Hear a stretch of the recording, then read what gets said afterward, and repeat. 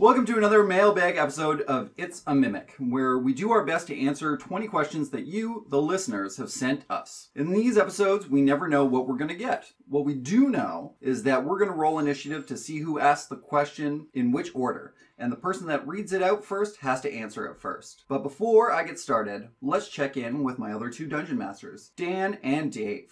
He said my name first, bitch. How are you guys? Alphabetical order. Just makes more sense. I mean, age before beauty. No. Yeah, I'm older and Yes. and handsomer. Oh yeah, he's smarter. My hairline. He's says having a bad otherwise. day, just give it to him. No, beauty's not just in hairlines. What? Since when? No, I'm good. I usually get like pulled into doing legend lore episodes now that I've soft retired from the podcast. Mm-hmm. So like this is the first time in about 4 months it hasn't been Adam sitting across the table from me. So hi guys. Interesting. This is actually the first time in like 4 months that I've been across a table from people and not doing it online. Oh wow. I think this is the first time in a while that I have actually recorded an episode. It's been a minute. Oh. So I've just been super busy, but Well, welcome back, Dave. thanks. I would say it's nice to have you, but I don't want to lie to you. I appreciate that. I wouldn't believe you anyways. I would say it's nice to have you too, but I haven't quite plugged my nose from the aroma yet. So Well, chop chop. You're only hurting you. yeah, it's true. All right, guys, let's roll up and let's start some questions. Oh no. All right, no. coming in hot. All right. So Dan and I both crit failed. And Kyle's gonna win it with 13. 1 and 1 is 2. Here we gotta do this again. Oh yeah, I guess we gotta figure out the order. Yeah, a 12 and a 2. 12 and a 2. Well, step in the right direction, Dan. It's only up from here. You say that, but I think we all I can always know. get knocked back down. Oh, yeah. Story of my life, right? You're goddamn right. All right, so to start us off, King of Rot asks, could we please get some more tips and plot hooks for using Infernal Machines from Descent into Avernus on the material plane? Person who asks it has to answer it first. Oh, yeah, right, that's me. Yeah. It always feels awkward answering my own questions. You know what would be really fun is like a death race or a Mad Max scenario. Yeah. Right? You're trolling around in a desert, or you got like some crazy city where they're putting on a fucking one of those battle royales. Mm-hmm. So I'm gonna change it because everyone looks at the Infernal Machines and they go fucking Death Race, they go Mad Max, they go Fury Road, they go something like that. Nah, man. At the beginning of You're gonna say pod racing, aren't you? No, I'm not gonna say pod racing. Although it's so wizard. No, pod racing's actually a good idea. Yeah. I was gonna say at the beginning of the Tomb of Annihilation, there's a whole section inside of the like Port Nianzar, the like main town that's there, that has dinosaur racing. Now, having dinosaur racing is cool, but I also grew up in the age where like if it could become a Transformer, they made a Transformer show about it. Mm-hmm. And I was a huge fan of Beast Machines and Dino Wars. So you had dinosaur robot racing now, and you infuse the two together. I also do really like the soul coin like mechanic. Yeah. And yes, pun intended, talking about Infernal Machines and mechanics, but like the using a soul coin to power a thing, it just sounds cool, and it gives you that inspiration to leap off that into saying, you know, hey, let's use we have mini nautiloids that we're driving now in an Astral Sea race, and you have to use brains for it, right? And the fact that nautiloids kind of look like pod racers is not part of this equation, but it is now. It is now, yeah. So first of all, every time I think of the Infernal Machines, I get the vibes from that Jack Black inspired video game, Brutal Legends. Oh, that thing's so good! I love that this? game. I never played it. No, you're essentially like a road. So you're a roadie who gets crushed doing a sound check, and you end up in hell, and you have to like amass an army and blah blah blah. All right, but it is the most metal game that ever meddled on purpose. Oh, it's called like Brutal Legends is what it's called. It is great. You get an army of like headbangers, and they just like run around headbanging, and when they hit them with their head, it does damage and like. Yeah. All right. Yeah. Ozzy Osbourne plays the devil. Yeah, okay. I'm Yeah, thinking yeah. of like the 7,000 guitar army from Idiocracy too, kind of. Yeah. Actually, I'm thinking, now that you mention that, I'm thinking like the Dildozer Infernal Machine. Yeah. All right, from Idiocracy, you know? Yeah, Dad knows. Yeah. Yeah, he knows. I bet he knows. It's inspired a couple of pieces of his furniture, I hear, actually. More than a couple. More than... Yeah. It's his entire living room. But no, for real though, because you know I'm me and I have to. I'm going to put the Eberron spin on it.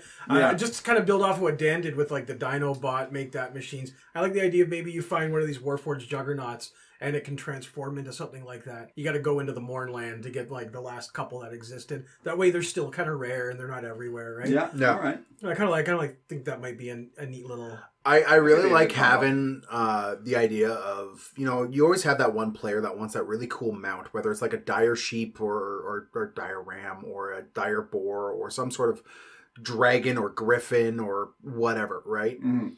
Give them the motorcycle, right? And you want them to like give them the motorcycle that straight up bat out of hells out of the medieval walled village, right? Like just ride over the walls in a gout of flame. Right? Like, it just, It's one way to make an entrance. or an exit. Yeah, that's true. Okay, so first of all, I just want to say that pod racing is like the PG version of Death Race. I mean, come on. Death Race is like perfectly suited for it. Yes. Right? I'm talking about you kill a pedestrian, you get yourself a soul coin, right? You have like tributes, like in Hunger Games too. So, Yeah. you know, you get a devil that sponsors you and they're like, I like the cut of your jib. Here's a couple soul coins to, you know, help you out. Well, we're going to, apparently this episode is just going to be about this one question. Sorry, everybody else. Also, Twisted Metal, Yeah, oh yeah. right?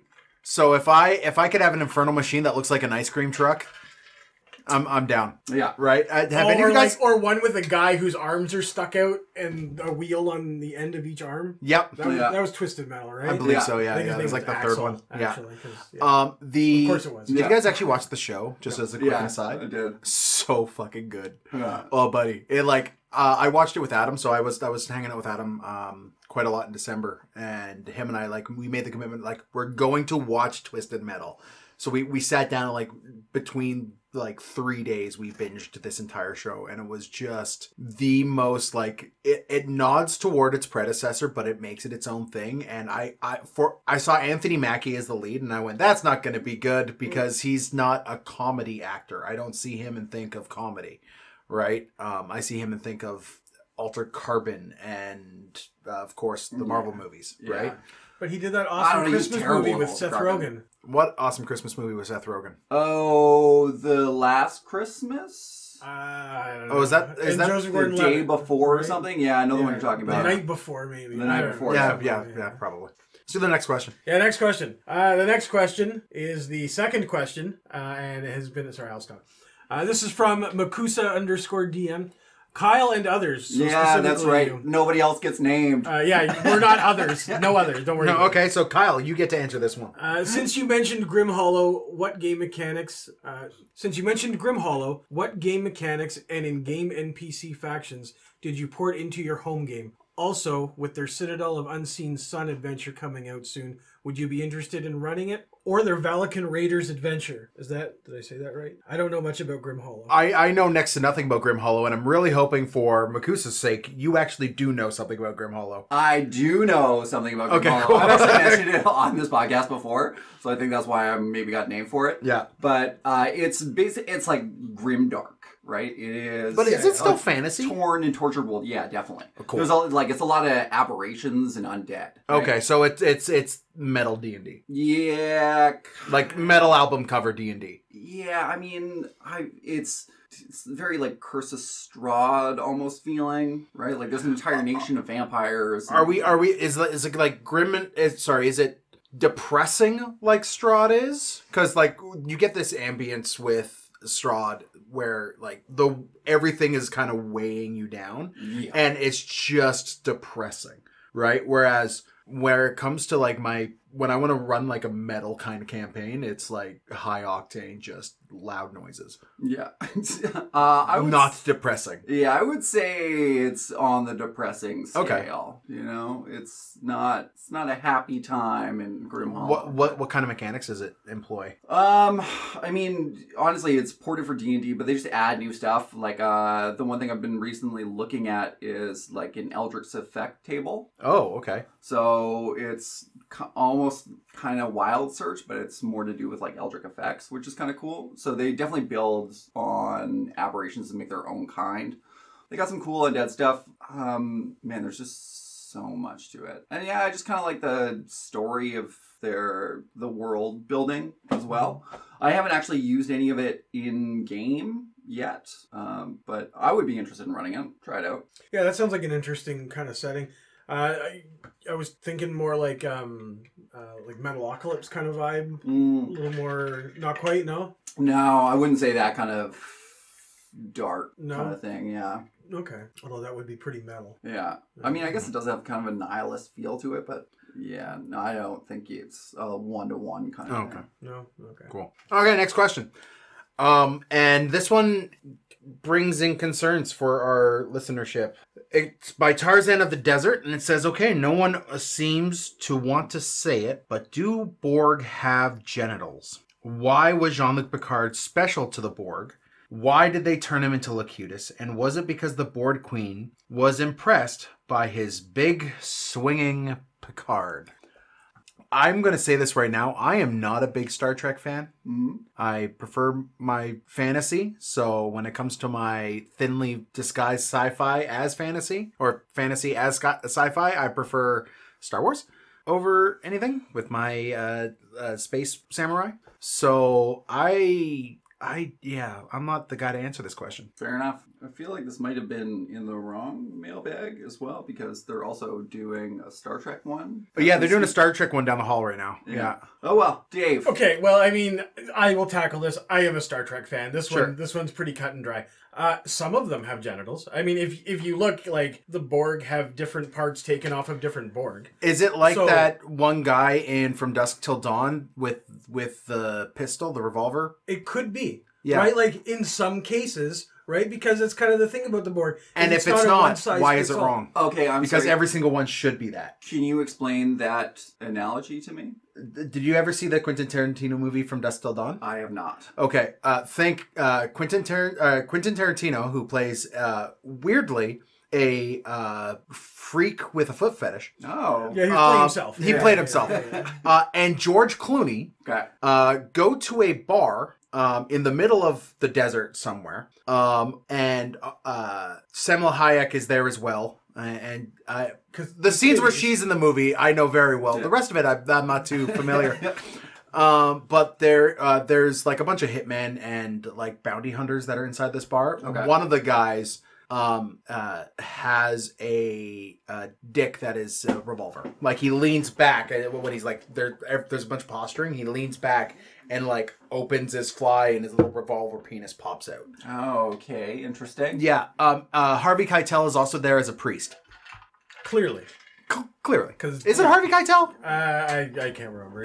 It's It's a Quentin Tarantino movie, so it's a safe bet. Yeah. It seems like a really odd casting choice for a priest, but Yes. Apparently he's like a fallen priest, and like the bar is all vampires also, by the way. All right. Including Salma Hayek. Who spoiler alert, Dan. it's a 35-year-old movie. And honestly, you don't really watch it up until the point where the vampires become a thing, because by then the part with Salma Hayek's done. As are you. Finished. The word is finished. No, but there's a bunch of weird fucking bounty hunters in that, and one of them has a penis gun. Okay, all right. Yeah. Jean-Luc Picard has a penis gun. So Jean-Luc Picard has a penis gun. Well, how do we make this Star Trek? Let's get back to the original question here. Yes, they have genitals. Why was Jean-Luc Picard special? Well, I mean, the reason he was so special is because the Enterprise was like the flagship of the Federation fleet. That's why. Like he was the top captain. Like there was some prestige there, and that's what they were going after. That's why Jean-Luc, right? Yeah. Why? And yeah, that's why they turned him into Locutus. Was it because of the Borg Queen? Obviously she was. I mean, she didn't have parts to match it because she was only there from like the shoulders up. We saw that in First Contact. Right? Yeah.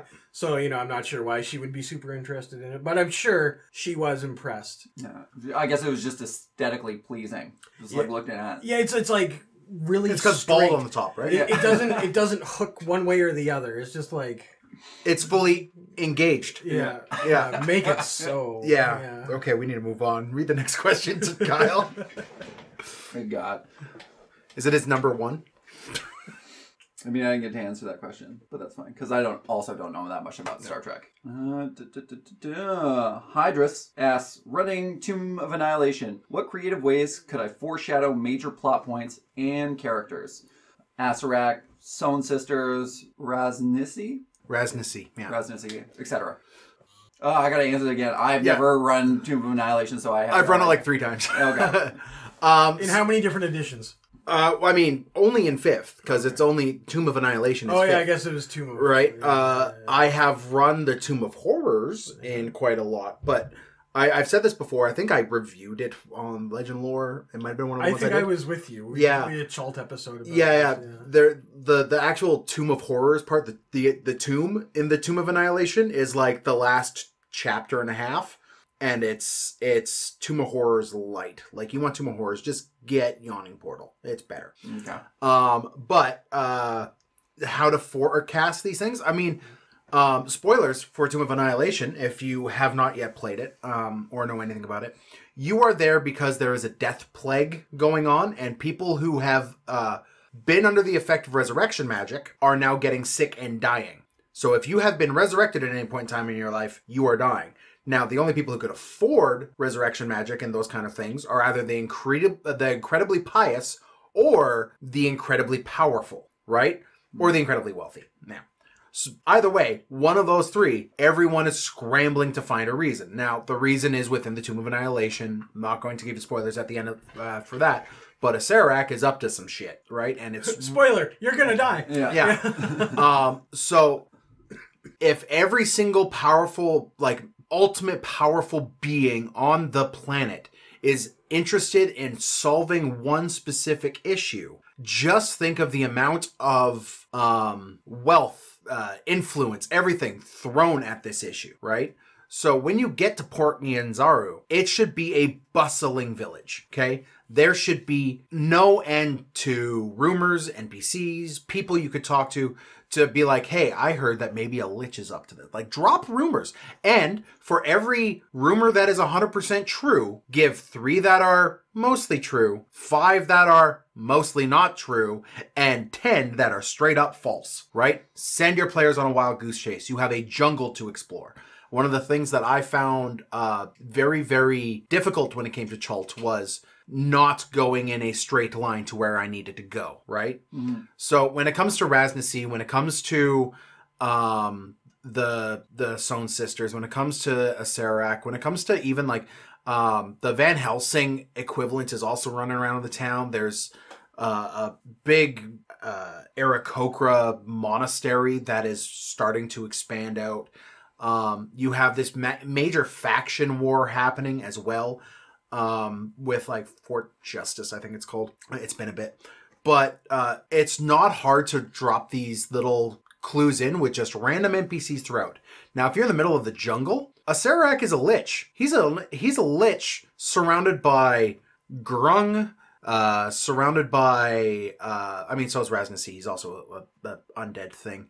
Lich. So you can go through, and whenever you have random encounters in the jungle, make them undead. Mm-hmm. The jungles of Chult are just lousy with undead. So fill it with undead. Why are these things undead? And give them marks. Add these symbols around. Have a cult working behind the scenes of Acererak that is working to push these rumors, push these narratives out, because Acererak needs time. So he's going to have a cult that helps delay everyone finding him so he can have time, right? So I would have survivors of raids pass things on to the party, or find clues within abandoned campsites.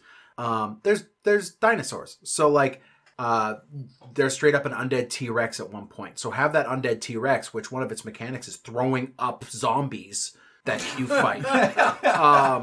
Love it. The worst Pez machine ever. Yeah. Yes. But have that thing like throw up guides or people that you know could give a clue as to where a Serac is. Also, keep in mind you are given like I think 18 guides or something like that, 19 like NPC guides that are fully fleshed out with wants and needs and desires and everything that lead you throughout. Use those to push your narrative, right? Mm-hmm. It's going to take a little bit of pre-planning, but you have a worldwide crisis happening right now. Magic is under attack. The world will be responding, and that opens you up as a DM to be able to kind of put in whatever the fuck you want and rationalize it. Yeah.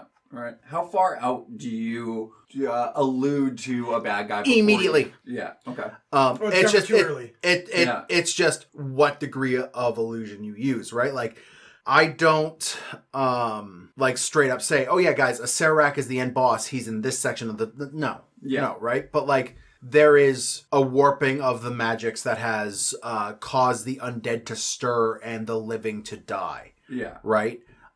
You don't even necessarily need to know that it is resurrection magic specifically that is under attack here. Mm-hmm. It could be packaged as healing magic is going weird, guys. Yeah. Right?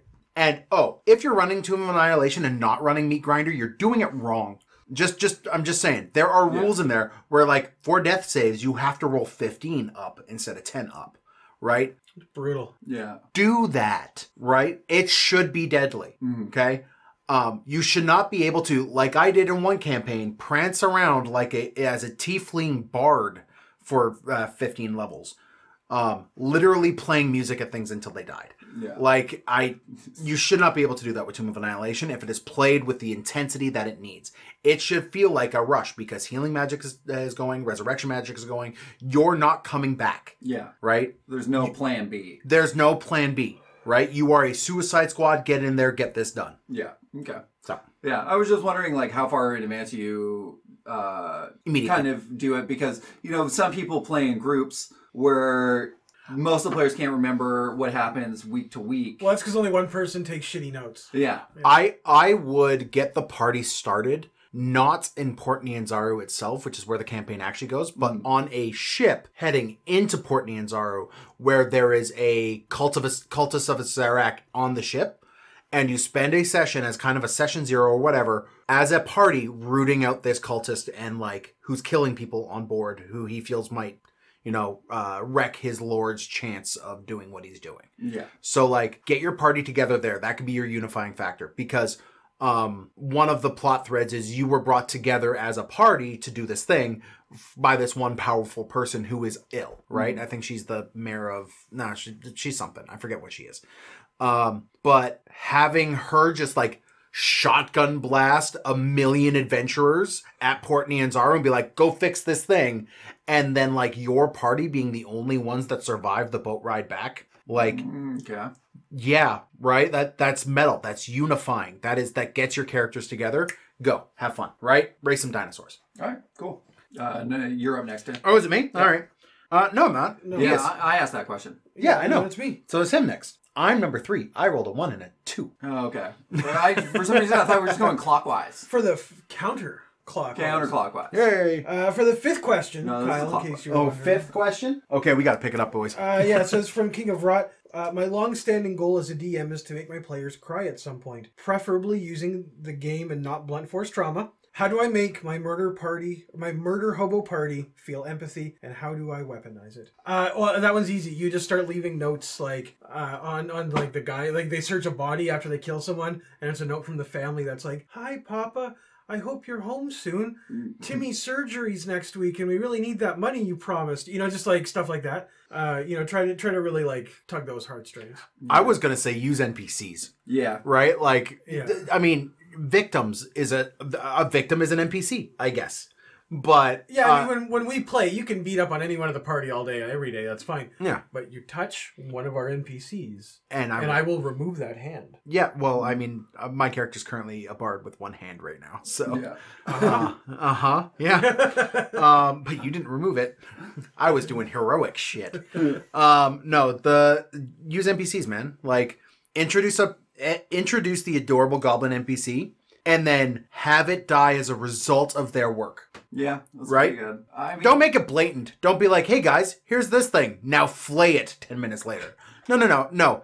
Give it time. As a DM, your main tool is time. Let the party make their mistakes. Yeah. And capitalize on it. And they they will. Yeah. I think you have to make the party. Yeah, I agree. Use the NPCs, but you have to make the party kind of sympathize with the NPC first. So you have to figure out what your party is, what interests them, what interests their particular characters, right? How to tug on all those heartstrings, right? Yep. It's going to take a little bit of playing around. I don't even think I think you could be a little bit more blatant with it too, and just be like, "Hey guys, you are now under interview for whatever reason in the story. You enter into a church or a hospital of some sort to cure a thing that's going on. Mm-hmm. Well, you need to be interviewed. Yeah. And who are the main healers in this world? Well, they're spellcasters who are devoted to the god of healing. Yeah. Okay. Well, he wants to know if you walked across the street and saw someone suffering on the side of the road next to you, would you help them? If so, how? Right? Ask these like direct questions to the party and watch the murder hobos go, I don't know, man, kick them in the teeth. Well, now you have a thing to build off of, right? You have ammunition, right? Have your NPC kicked in the teeth and lose a bunch of them? Yeah, right? That's a good idea. Make them use their words against them. Adam is the king of like putting a situation in front of us that at face value has no other way to go. Like it's not railroading. It appears to be railroading. Yeah, all but the other paths are hidden. we have all the other paths to go. And then we'll do the thing and it'll be like, guys, there was all these other options. You just had to ask these questions. And it's just like, well, shit. Okay. Right. And if you hit your players with that over and over and over again, and I mean, don't be adversarial about it, obviously, because you want to be able to hit them with it over and over again and not have them just abandon the table. Yeah. Okay. Interesting. Yeah, I think you have to. Also, another good thing to do with your NPCs is you have to make them like, oh man, what's the word I'm looking for?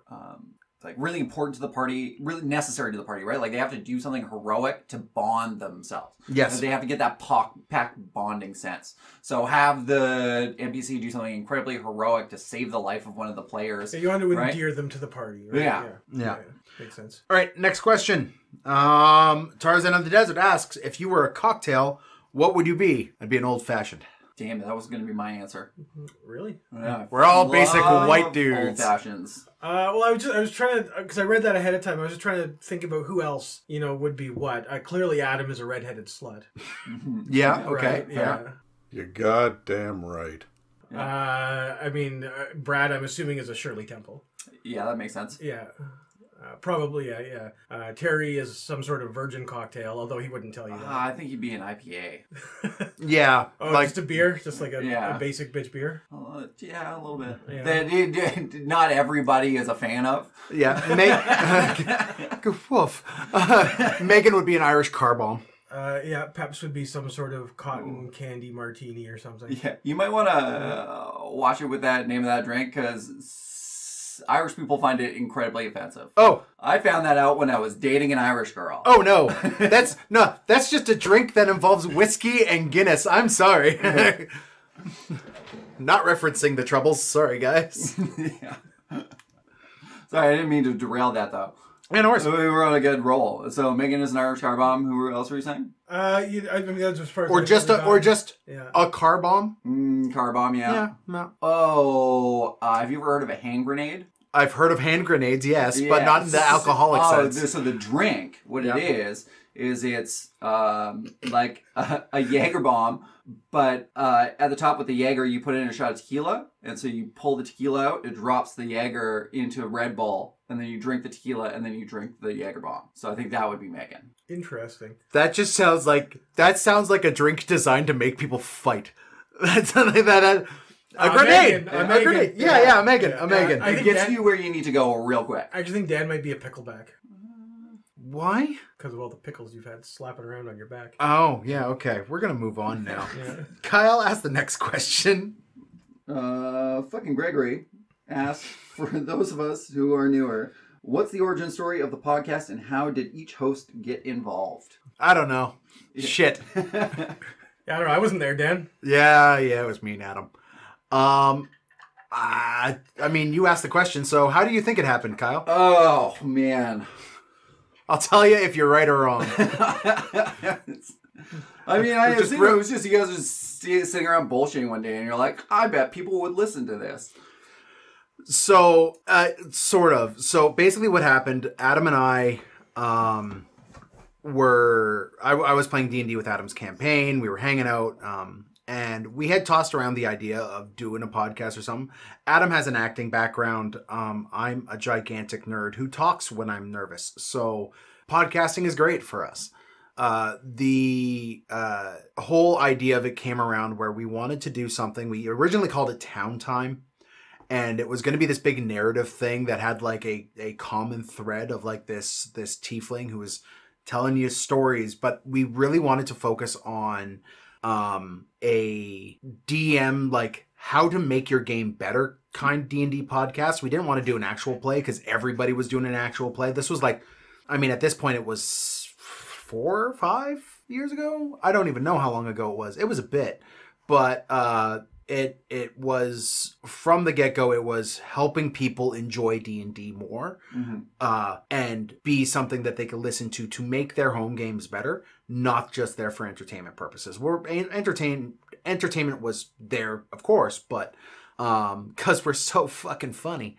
But the main goal was to help people get better with their games and enjoy D&D more, because we saw this resurgence of Dungeons and Dragons and this resurgence of interest in D&D, and we wanted to be a part of that and help out with that, right?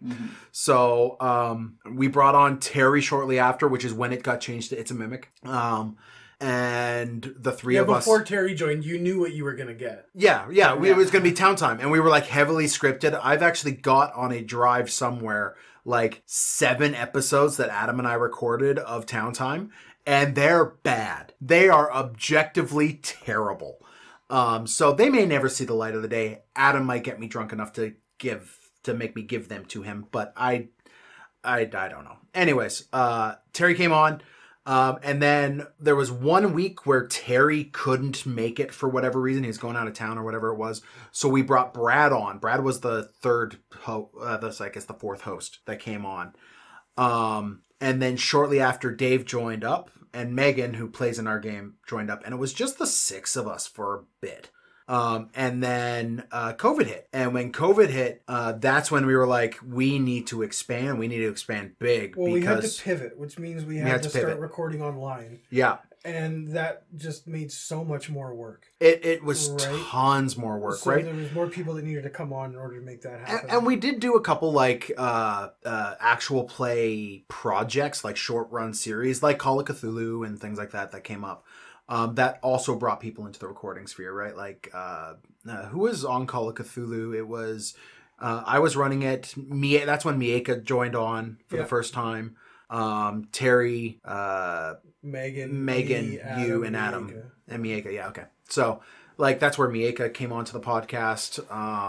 How did you come about? I mean, I was a COVID joiner. You were a COVID joiner. Yeah, that's right. You were. Yeah, I remember that. Yeah, Kyle was playing in my campaign, and I know he's the right fit. Yeah. Right? I am also a huge nerd. Yeah. Oh, you crushed it. Like I have no problem 4 years removed from that process. Oh God, COVID was 4 years ago. That means the podcast is 5-6 years. Mm-hmm. Oh no. I have no problem disparaging the rest of the podcast. There were like 12 people that we brought on during that time to like help out with special little things, and they would do a couple monsters, and like we would say, here guys, here's the thing we want to talk to you about, send us your clips, and then we would edit those clips in. Right. I spent an inordinate amount of time personally mastering. Adam really, really nailed down his ability to edit during those times because I just couldn't handle it all. Yeah. And between that and Call of Cthulhu, that's where Adam cut his teeth on editing. And where I took a bit of a step back on editing because I was, to be frank, was getting burned out after COVID. So... Why was it stressful, Dan? It's a process, man. It's a process. It was a process. Like for every, we had a whole thing. Like for every minute we were recording, it was 5 minutes editing. Yeah. Right. So if we have an hour-long episode, if we have an hour-long episode, well, that's 5 hours editing, right? And I mean that was the Call of Cthulhu series because we were adding special effects and like fine-tooth combing that entire thing. Now we're a little bit more professional with it. We're a little bit more streamlined with the process. Makes it a lot easier. We've got everyone around this table does some sort of editing sometimes. I have never. Oh, okay. Well, Zero nada. we do editing. That's kind of where we went.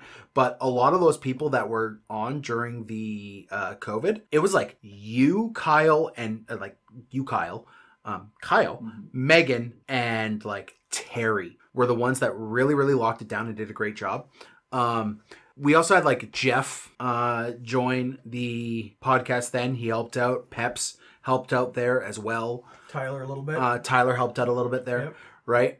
But like there were a couple people that were just like, they came forward and said, yeah, man, I'm super keen on helping. And then when we had to chase them time and time again. We never had to do that with you. We never had to do that with Megan. We only sometimes had to do that with Terry. So like it was a bit of a headache, that process. And when we can meet in the same room again, like we were ready to go. But we're also very health conscious people who were just like, we'll have to figure this out, guys. And I think we did it a little bit longer than we absolutely needed to. But nobody got sick. Nobody got sick. So no. We all got COVID far after the main initial wave, so... No, I think I had it early. Yeah, probably. All right, next question, Dave. F and Gregory again. How did you all discover D&D? What was it about D&D that you fell in love with?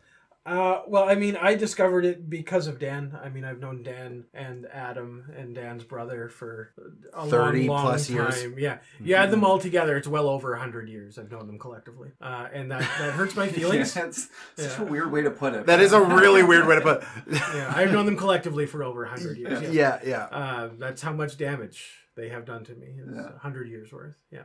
But yeah, we started playing because we were hanging out. We were being nerds together, and just kind of snowballed from there, or fireballed from there, I suppose. Daniel, what? I don't know what you're talking about. The very first time we ever played. Yeah, you've said it on the podcast once. Very first time you played D&D. Yeah, but it's cast a fireball and the guy was in the web like, and how it did killed you me. fall in love with it? I fell in love with Dan murdering me. Yeah, well, I mean, don't stand next to the spider webs next to you, bitch. Oh, everybody knows they're flammable. Well, I do now. So, Nick, who was, I think he did 2 episodes in the COVID times, is one of my oldest friends. I've known him just a little bit shorter than I've known you, Dave. But he got me into D&D when I was 8 years old. I've been in love with it ever since. Most of it is because I have incredibly low self-esteem and love escapism. So that's the real answer. I mean, isn't that why we're all here? That's why we're all here. But as I've grown up, that hasn't changed. Kyle? Yeah. Dan, I don't do this podcast to learn things about myself, please. Yeah, okay, sorry. No, I mean, I liked dragons and goblins and stuff, which I do. Yeah. I had a friend him and I had a massive falling out, and when we had that massive falling out, he then went hard against anything fantasy, purely because it was something I loved. So you have a strong effect on people. Apparently. It's not just like Dave's aroma.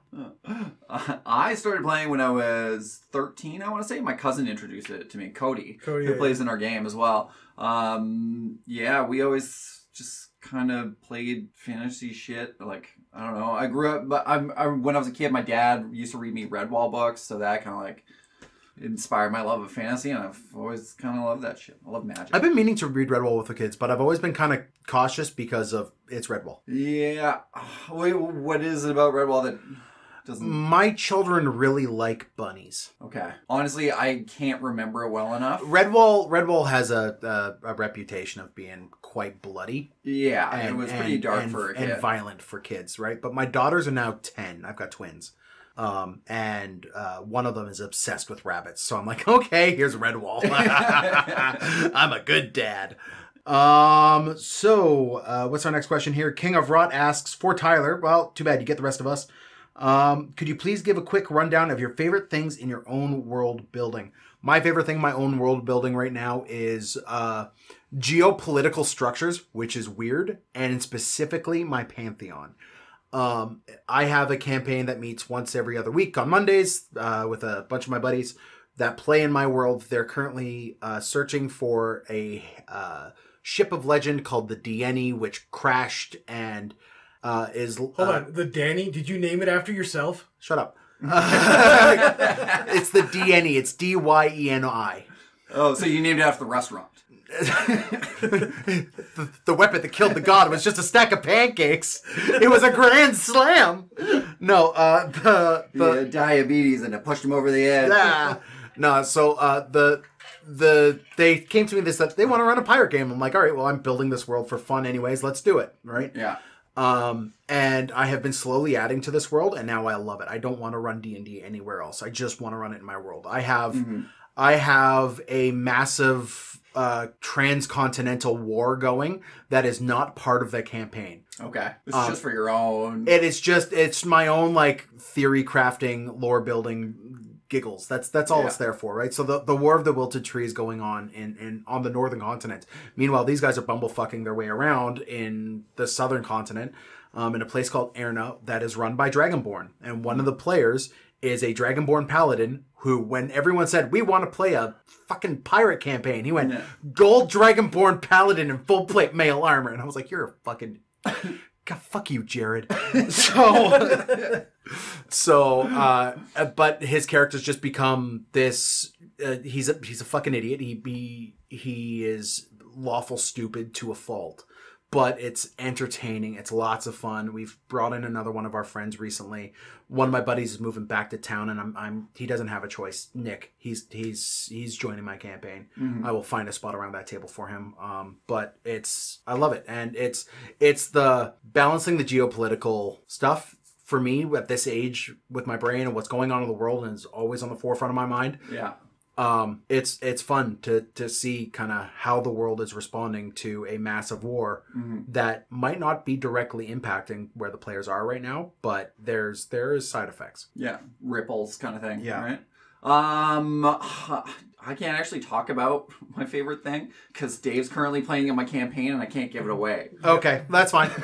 If I was going to tell you about my favorite thing in my world that I've built, I would just refer you to the Eberron campaign setting. Yep. And show you a bunch of cool stuff from there. Cool. Yeah. Yeah. All right. Yeah. I just like making monsters and villains. Like that's my favorite thing to do. Yeah. I like making up monsters. Mm-hmm. I'm not so great at villains. Yeah. Yeah. I'm too nice. Mm-hmm. Like I don't want to sit there and just like slowly torture my friends. I want them to be like, hey guys, look at this kooky new monster I have here. Yeah. It's a goblin, but he's made of ash.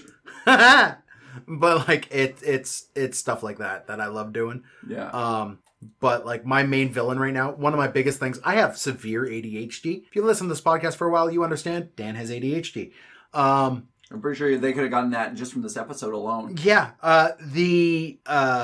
There is a Cult of the Broken Chain and an Order of the Chain. And I have gotten them confused time and time again in my world to the point where my players now ask me, Dan, is this the Broken Chain? Are these the good ones or the evil ones? And I'm like, I don't fucking know. Yeah. Guys, I don't fucking know. You tell me. I have it written. Insight check. I have it written in 4 different spots, and each one of them is different of who's the bad guy and who's with what order. See, that's what happens when you prep, Dan. Yeah, no, it is. Right? Just don't prep. Nope. Best advice. I have that problem as well where I'll write something and then I'll be like, nah, it could be better. And then I'll keep going back and I'll keep going back and I'll keep going back until I've written the same thing like 7 or 8 times. Yep. Also, here's a pro tip. Don't name your groups or your orders or whatever they are too similarly. Yeah. Fair enough. Or it's to me now? Yep. FN Gregory again asks, do y'all have any good resources for becoming a better DM? How about becoming a better player? Well, this podcast. Yeah, I was about to say. This little Next podcast. question. Next question. But like unironically, this podcast, right? There's not a lot of projects out there that are specifically designed to make you better DMs. Yeah. Specifically designed to make you better players. Yeah. Right? I mean, one thing I would probably... Therapy. Yeah. I mean, one thing I would probably do is make sure that you're having a conversation with your players or with your DM and just trying to figure out, right? Because it's easier when you're outside looking in than it is like trying to look at yourself in a mirror, because you don't always know which parts are a problem. So, I mean, being open to feedback is a very good thing. Here's one thing. I think I've mentioned it before. Dave, you're not doing a lot of talking. You got any input in this? I mean, no. Before I throw out my idea. Well, I was gonna say, like, for input resources to become a better DM. Honestly, I spent a lot of time on Reddit when I was on Reddit. I don't go on there anymore, but I would just start reading people's posts, and I would sort by new, right? And I would just go through, because I'm looking at like these one-off problems, and I may not have a solution. I'm not maybe always engaging with them in a conversation, but it's kind of giving me an idea of these are other problems that people are encountering. How can I not have this problem later on? Like plan for that, right? Yeah. Yeah. I would say one of the things that I've really enjoyed doing is giving inspiration dice at the end of the session, but I don't actually give the inspiration dice. I say, guys, you have a D4. Each of you has one D4. Give it to another player and tell me why, right? So I'll have like, Jared, you one-shot that dire shark really well earlier in the session. You get a D4. And then these D4s are stackable. They're only a D4. They're like a once-off guidance roll that you could apply to any D20 roll, right? And it's fun because it gets your players invested enough to be like, oh, you did this cool thing. And now they're talking to each other about these cool things that they're doing during the session. But also, like, I've had players use it for emotional moments, right? And having a quantifiable reward system will help your players become more invested and help you become more invested, because you get to see what they found interesting around the table, which will make you a better DM, right? So, yeah. I guess that makes it my turn to read a question? No. It's yours. Again, right? Yep. From Zan, do you underline / highlight your D&D books? How do you study them? No, don't ever mark my books aside from my last name in the front corner of the first page. Don't mark my books. We have tabs, thank you. And that's good enough. Yeah. Post-it note tabs. I got thousands of them in my book. Yeah. Post-it note tabs. I don't write in my book. I don't highlight. No. It eventually highlighting will just get distracting because I'll just be like, highlight everything. Yeah. It ruins the aesthetic for me. I like the nice, clean, crisp pages. Exactly. For the, I'll throw out this quick tip. If you are having to come up with something on a fly and you can't quite remember the mechanics of something, on the base edition Dungeon Master screen, there is a applicable dice rolls based off CR. Yeah. Like, this is how many hit points the thing will have. This is how many damage it should probably do. Something like that. Don't feel so constrained as a DM by the mechanics of a system. Reference that table to put in something close. And then you have every right to do that as a DM. So it's not so much your note-taking or your memorizing of the campaigns moving on from there, because I'm terrible at reading through these things and fucking memorizing them. Just absolutely horrible. It's just repetition. You just got to read it a bunch of times, play them a bunch of times. That's the best. That's the best way to keep notes on this. But having a safety net of that has helped my DMing loads. Anyways, next question. Oh, sorry, I skipped one to the next one. So anyways, what hobbies do you, assorted host, have other than D&D? Music, and right now, work. Also woodworking. I don't think that counts as a hobby, Dan. Yeah. No, it's a very penetrating business. Hobbies are fun. Just so you know. Since when have you played D&D? It's not fun. It's drama. Yeah. We just sit there and throw candy at each other. What are you talking about? Yeah, that's true. Sorry, Adam. No. No apologies. Hobbies. For me, I go to a lot of live music. That's a big thing for me. Man, I don't know. I'm sure I have more, but I can't remember what they are now. Yeah, I mean... I like to write, I like to draw, but I mean... Yep.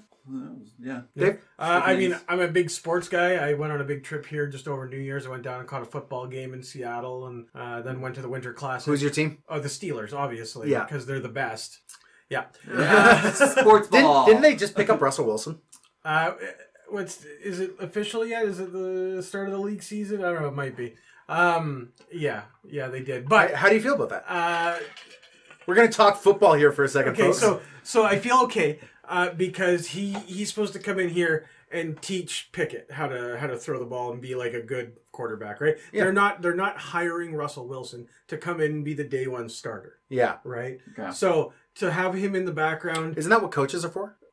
not in a quarterback room, Okay. right? Because when you have these coaches are good, but not every coach was a quarterback, right? Oh yeah, okay. So it helps to have these veteran players, guys like Russell Wilson, who have gone all the way, won it all, lost it all, and you have this experience to help lead the team, right? Yeah. You're not buying a quarterback, you're buying a leader for your team. Yeah. And that is invaluable. Yeah. So if you can get it to a team friendly deal. What's the over under that he's gonna blow his Achilles tendon like Aaron did? Well, I don't think he's going to actually see a snap. You don't think he's gonna outside of the preseason? So, okay. I hope not. If he does, that means that something has gone horribly wrong. Yeah. I mean, he's not quite as old as Aaron is, but well, no, most aren't. yeah. Right, but yeah. Sports Sports. Oh, all right. and outdoors. Yeah, you do a lot of camping still, which is kind of how we all. That's like the foundation of our friendship was camping and scouts and yeah. Makusa asks, on a scale of 1 to 10, how dexterous are your feet? You got to answer first. 6. I mean, like I'm a pretty tall dude with pretty big feet, so I can pick stuff up with my toes.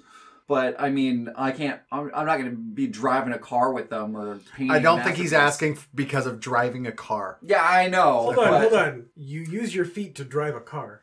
Yeah, but not steer the wheel. Yeah, no, you're not gripping it by the husk. All right, I'm talking about those people that like have no arms and then yeah. have their car retrofitted to drive with their feet, right? Yep. But I'm not going to be able to do that with my feet, but I can like pick up a pencil. So yeah, I mean, I'd say like a 7. I got like my index toe is longer than my big toe. Yeah, me too. Yeah. So I can find it to be like really good for grabbing stuff and like. This is going to sound really, really weird. My toes are longer than my kids' fingers. Yeah. Like I've got very big feet and very long toes. I would say a solid 10. Yeah, you could make some money. I can make some money with these things. Yeah. Right? Yeah. Tune in next week. No. Tune in never.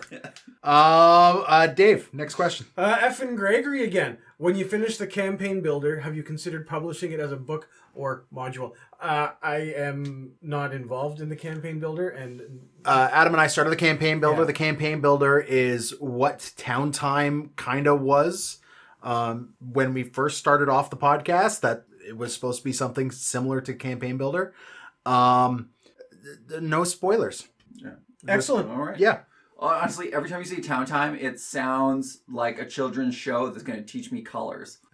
What was that show that Andy Samberg had? It was something time. This was like 15 years. I digress. Anyway, moving on. Yeah. All right. I think it's my turn to ask the question, right? Yep. What are y'all's tips for home brewing monsters? I read what's in the DMG and found it helpful, but also noticed that the Monster Manual and Monsters of the Multiverse break a lot of the things they set forth in the DMG, so it got me curious about what y'all would suggest or add. That's from OK Mention 1615 on Reddit. Exactly what I said before. Use that little chart that's on your DM screen of what Challenge by CR is. Understand the CR system really, really well. It is a bit of a egg to wrap your brain around, but yeah, it's also not a perfect system. It's not a perfect system, no. And remember, monsters and their stats are 67% of the problem. Environment is the other 33%. Yeah. So if you are encountering a monster in a flat plain on a sunny Thursday morning, you're doing it wrong. Remember your environment. Put your environment to work when you're building encounters with unique new monsters, right?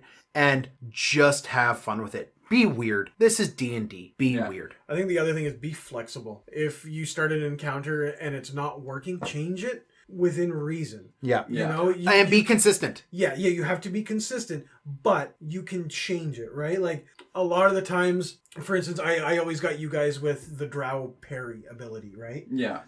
So once per turn, they can use their reaction to bump up their AC for one melee attack. Well, for the longest time, I only used it on the first melee attack. But then I started waiting because I started thinking, like, these monsters know what they're doing. So the Drow's going to wait and use it when that fucking berserker guy with the axe comes over and starts swinging at him. Not when this frail old man with a wooden stick comes over. Yeah. Right? Like, those are very different. So we're going to focus it on other things. And I found, like, being flexible like that just helped me a little bit. And always, of course, change the hit points when you can. Yeah, that's always good. Yeah. My advice is you don't have to reinvent the wheel. Find an appropriate stat block with an appropriate CR for what you're kind of looking for. And reskin the appearance. Yeah, or just like retrofit it, right? Like change out one ability for another, right? Like change out amphibious for a flying speed or something like that, right? Yeah, like Fury of the Small mixed with pack tactics. Yeah. And you can have some pretty dang cool goblin dogs, right? Like if you're importing Pathfinder over into 5e, right? Like it. Adam has done a thing, and I've done this as well around my table, where we will find the miniature that we want to use and then make up the monster around that miniature, right? Because yes, D&D has and WizKids have put out a bunch of cool 5e monsters and things. Pathfinder has more. Go to Pathfinder. Yeah. And I know this is the 5e podcast, and but if you're looking for inspiration for weird fucking monsters that your party won't expect, find other sources, right? Yeah. Look into Call of Cthulhu, look into Vampire the Masquerade, Yeah, or Grim Hollow we were talking about, right? Yeah, like Yeah. there's other stuff. right? Yeah. You can find it. Yep. Oh, sure, I get the long one. So this is from OK Mention. How do you decide how many creatures the players must defeat to destroy, disband, conquer a mob? I've read what the DMG suggests on how to run them, which I don't like, and I like how Xanathar's Guide to Everything breaks down encounter matchups. So I'm specifically talking about high level with tons of mobs. I typically use 4th ed rules for minions, per Adam's suggestion, so they only have 1 HP. But I can't find anything that suggests when to make an encounter end. This has resulted in both the players obliterating everything in sight and just feeling bad about how one-sided it was. Or I just look up randomly after realizing this is going to be a TPK / too much for the party right now. So I say, and the rest get scared and run away. So basically, what do y'all find that sweet spot in between? I mean, that's a tough question. No, it's not. I got a really easy answer. Oh, okay, sure, Dan. Thanks. I also have an easy answer for this. Yeah. One. Yeah. If you know you're going to be doing well, for one, you should never do a swarm battle off the cuff. You should know that you're doing a massive siege battle beforehand. I'm the lazy DM, so I'm not going to tell you to overly prep it, but know that in your average 3 to 4 hour session, if that entire thing is combat and it's a siege combat, your siege is not really lasting more than 6 turns, 8 turns. So have stages. Think your Final Fantasy boss with this one. Have stages. At 3 turns, this thing happens. At 6 turns, this thing happens. And at 8 turns, this thing happens. Right? And that's when it ends. Or at 6 turns, that's when it ends. And it's every 3rd, 6th, and second, 3rd, and 6th. Right? Or whatever. 2nd, 4th, and 6th. I'm good at math. Break it up evenly to keep things interesting. But have stages where different things happen. So you're fighting that swarm, that's 2 rounds. Yeah. After if they win that round, maybe approach it like a bit of a combat encounter as well, right? If someone wants to try to persuade half this section to fight for you and change sides, you can do that. Yeah. Don't necessarily run it like a straight combat. Yeah, I don't think he's asking specifically like siege situation. He's talking about like a boss battle, right? Where you're... Well, he says high level versus lots of low level mobs. Yeah. So your party's gonna kill it. You're gonna get overrun by numbers, and the biggest villain in Dungeons and Dragons is the action economy. Mm-hmm. So 2 rounds in, have a thing happen that changes the landscape of the battle. Yeah. 4 rounds in, have something that changes the landscape of the battle. Which is usually your boss shows up, and then turn 6, battle's over. How does it end? Yeah. Right? And I would just go into the thing assuming that, right? Yeah. You know, the first part of the question was how do you decide how many? And for me, that was always pretty easy because I would try to use a bunch of different things enough to keep it interesting. But I would always try to read my players, and I would try to make it last as long as it was interesting. Yes. Right? And that's why I think I really struggled DMing on the computer, like over or online. I couldn't get that read from everybody. Yeah. And it became very frustrating for me, right? Yeah. So, but It's also easy for players to get distracted that way. Oh my God, is it ever, Yeah. right? So, but especially, well, we can talk about Anthony all night. Yeah. But that's the worst one, but no, it's probably me. yeah. But yeah, no, it's better to, I find, to be more engaged when I'm right up close. Yeah. And but as long as I can get a read and feel that it's still progressing and not caught in a lull, let's keep going. But again, Dan, you were right. Like, throw in a couple more guys, throw in waves of them, right? Yeah. How often do we start an encounter and then we finish the encounter and move on? Yeah. More times than not, right? But very rarely do you actually have that second wave come in. And when you do, it kind of takes them like a second to readjust. It's like, oh, hold on, I gotta think about what I'm doing with my spells for a second now. If your player's sitting there just going, I lightning bolt it, and that's the end of their turn. I lightning bolt, and that's the end of their turn. I fireball, and that's the end of their turn. It's boring, right? Yeah, you get to roll a bunch of dice, and yeah, you get to pick up handfuls of miniatures off the table. Sometimes you got to run over and slap a gelatinous cube. Sometimes you have to run over and slap a gelatinous cube as a level 1 Leonin barbarian. You're a fucking moron. It worked. It worked. It didn't. It did. I didn't die. Yeah. Therefore, Then. it worked. You didn't die then. But I wasn't even there when I died, Daniel. Yeah, you're welcome. Okay, so Sorry, Kyle, go ahead. my advice would be first of all, don't pigeonhole yourself, right? I like the idea of changing the landscape. Yeah, I think that's great. I think you can do both figuratively and literally, right? Like make something happen on the map. A dam collapses and now half the map is flooded. So players have to readjust how they're fighting. Maybe you just split up the party because now they can't get to each other because there's a deep river behind them, right? So it changes the dynamic of the whole thing, right? And then have your waves, but don't necessarily commit yourself to forcing it into the game, right? Like if you feel the battle come to the end, or it just feels like a good spot here, then you can just end it and then don't worry about that, right? But give yourself options. Keep in mind, like, I have a feeling one of the things out there is also like, have this many minions fire against this many minions, and you don't want to go like one minion at a time when you're dealing with armies. Yeah. Right? It is just boring. So have your players function not so much as frontline fighters, even if they are a barbarian or a frontline fighter, but have them behave as generals and have them command groups at a time rather than, and like this is when you would do this theater of mind, you don't put minis on the table for this, because you're taking care of the southwest gate, you're taking care of the north gate, you're taking care of the east gate, you're inside the city, you're on the outer walls by that bridge. What is your group doing? What is the focus of your group? You could roll up like what kind of force they have under their command beforehand. Yeah. And then you're just playing tabletop war games narratively, which I think is awesome, right? Yeah. But whether you're dealing with a siege or you're fighting a single monster in the middle of a field, environment, like you said, is a massive part of the equation, right? If you are neglecting the environment, you are not creating a session or an encounter that is going to be realistic and thus not memorable, right? You can have reality-bending monsters, but they still need to be grounded in some form of reality for them to bend that reality. Yeah. Right? So, have an environment. Okay, so talking about like NPC actions, Adam mentioned on another episode that I was on with him, he doesn't roll to hit for NPCs. It's just damage. Yep. Right? Yep. It speeds up the game. You don't bog down your turn. Like, players aren't waiting for them to go and something that does not involve them at all is happening in front, right? Like, just go, okay, this group fires a volley of arrows. Oh, it kills, roll 2 dice and it kills 6 people or something. Yeah. Right? And then I use that as like a subtraction for when you do the next volley for that and all that stuff. Okay, next question. Daffod? The next question, what are we at here? Oh, number 17, groundbreaking top 3-3.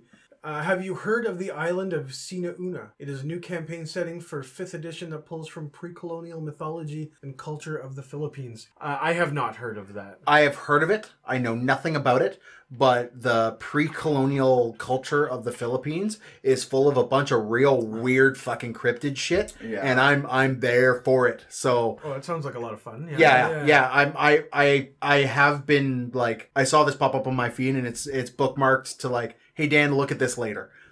Because yes, please. Yeah, the Philippines is really cool because they have like 300 something unique languages. Yeah, it could even be like vastly understating how many it is because it's an island nation, right? It's not everything's Tagalog. Yeah. I Tagalog. Yeah. Sorry if that was offensive. I'm excited to see it though. I'm excited to see more non-Western based creatures and mythology and lore and stuff. Yeah, you're right, but I do find that a lot of even like the basic monsters are pulled from other cultures' lore.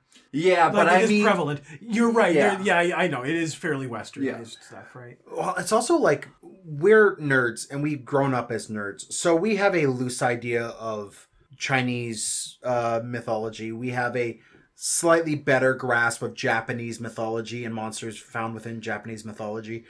Our North American knowledge and our European knowledge is pretty good. Western European, not so much Eastern European, but like Eastern Europe, the African cultures, mythology, Southeast Asia and India. These places have some great untapped gold mine of myth and legend to pull from for your D&D games. Yeah. I mean, I really like the Rakshasa, which is from Indian mythology. Yeah. No. Into backwards hands. Yeah. God damn it, Dave. Who is the cheekiest podcaster of those not present? Adam. Moving on. Yeah. Yeah, right? I mean, Yeah. I mean, Megan Mieka is up there. Yep. Yeah. But for sheer cheek. Adam. Yeah, it's Adam. You're goddamn right.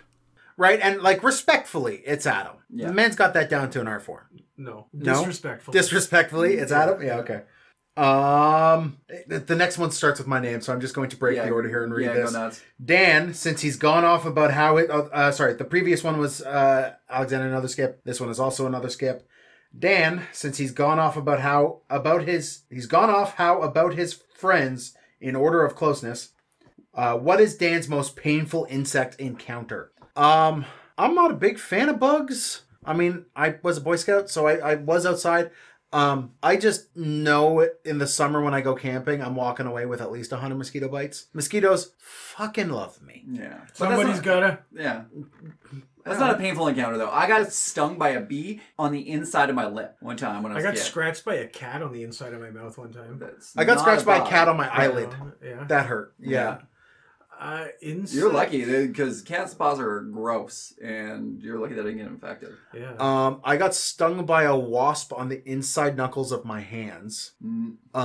Which I'm not allergic to them. I didn't have a massive reaction, but I work with my hands. So, like, it was just like, it was on the inside of a joint. So, like, it just never healed. And, like, so for annoying. A summer... And every time you move your hand... It hurt like a bitch. But, I don't know. I was out in the woods one time camping, and I woke up one morning. I guess a spider had bitten me in the face. My entire left eye was like sort of droopy a little bit, and like it was super swollen and everything. But I mean, I wasn't gonna go get it checked out. Okay, you could see 2 little punctures, but like it was, Okay, I changed my. So I have a scar on my ear from when I got bit by a spider from camping, and like right behind my ear, it swelled up, and it was just a pus-filled sack about the size of a golf ball. Oh. And it just like would not go away. It hurt so bad.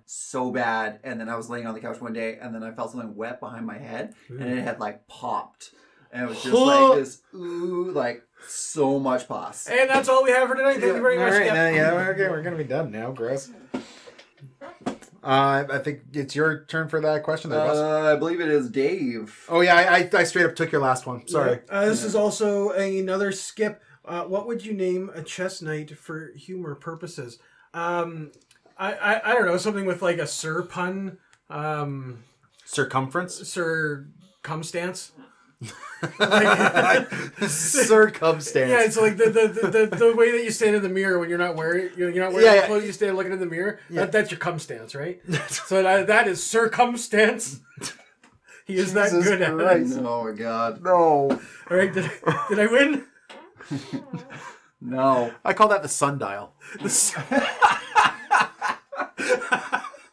Jesus Christ. I'm gonna bandwagon off yours, Sir Up, because it jumps over other players. Syrup? Yeah. Sweet.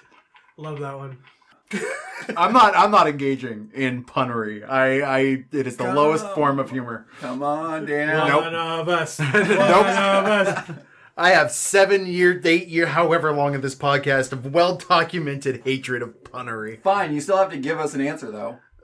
No, I don't. Yeah, I you give do. 2 answers to You the don't previous have- ones. You I'm don't good. have to pun. It doesn't have to be a pun.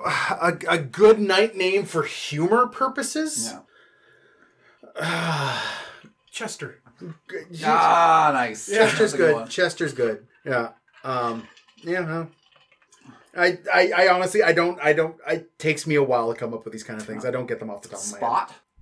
Just trying to think like something about... Belvedere, because he's a horse. You're a horse. Of course. Of course. Yeah.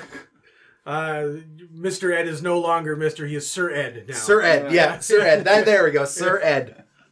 You got knighted. Well, he didn't get dated. Way to date ourselves a little bit there. Yeah, a little bit. Mr. Belvedere and Mr. Ed, huh? Uh-oh. I mean, I think those were both still before my time. I mean, they were before our time, too. Yeah. But, like... We know, yeah. Yeah, I'm the youngest one here. Yeah.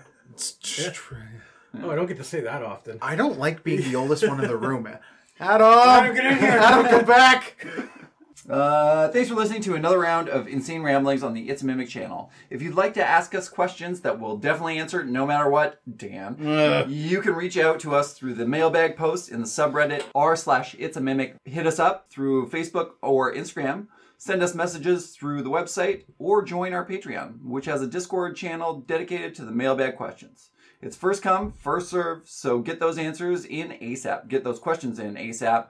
So we already have... No, yeah. Start it again from if you have any questions. Yeah. Or if you'd like to ask us questions. I'm just going to blow it up because it's tiny, tiny text. Yeah. Go right up to the second sentence because you were kind of muddling through all those other things. If you'd like to ask us questions that we'll definitely answer no matter what, Dan, you can reach out to us through the mailbag post in subreddit r/itsAmimic. Hit us up through Facebook or Instagram. Send us messages through the website or join our Patreon, which has a Discord channel dedicated to mailbag questions. It's first come, first serve, so get those questions in ASAP. We already have a handful of overflow questions for the next mailbag in 3 months. And again, thanks for listening and supporting us at It's a Mimic, where you never know what you're going to get.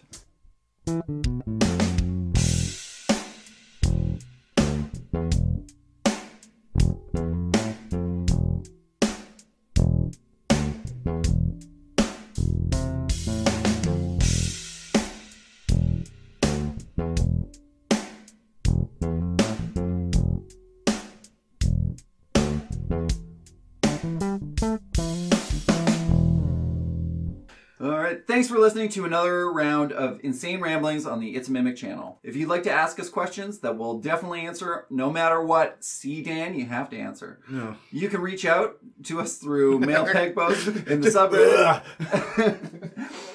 subreddit. Sorry, start it again.